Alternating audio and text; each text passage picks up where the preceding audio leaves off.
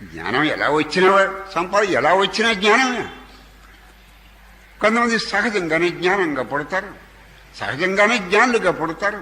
ఎవడు శుక మహర్షి, శంకరాచార్యులు అటువంటి వాళ్ళు సహజంగానే జ్ఞానులుగా పుడతారు. అసలు పుట్టుదలే జ్ఞానం.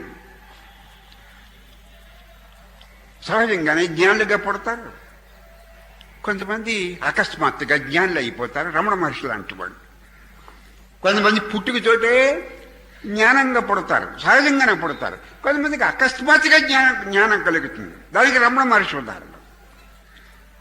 అరుణాచలం అరుణాచలం అయిపోయింది, పనంతా పూర్తి అయిపోయింది. కొంతమంది అకస్మాత్తుగా జ్ఞానులు అవుతారు.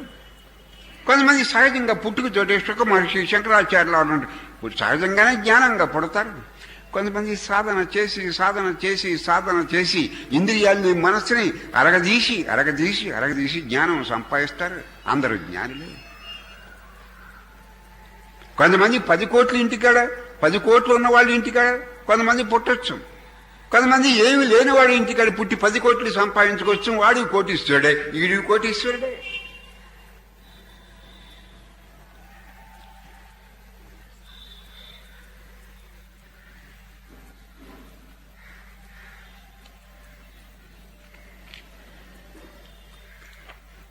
సాధువులు, సత్పురుషులు, వివేకవంతులు, నిదానమైన వాళ్ళు.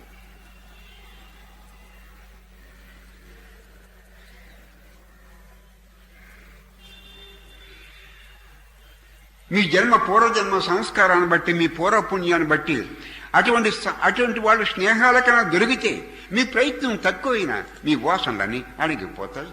మీ పునర్జన్మలు తీసుకొచ్చే సంస్కారాలు, ఆ వాసనలన్నీ ఒకటి కిందకి రాలిపోతాయి.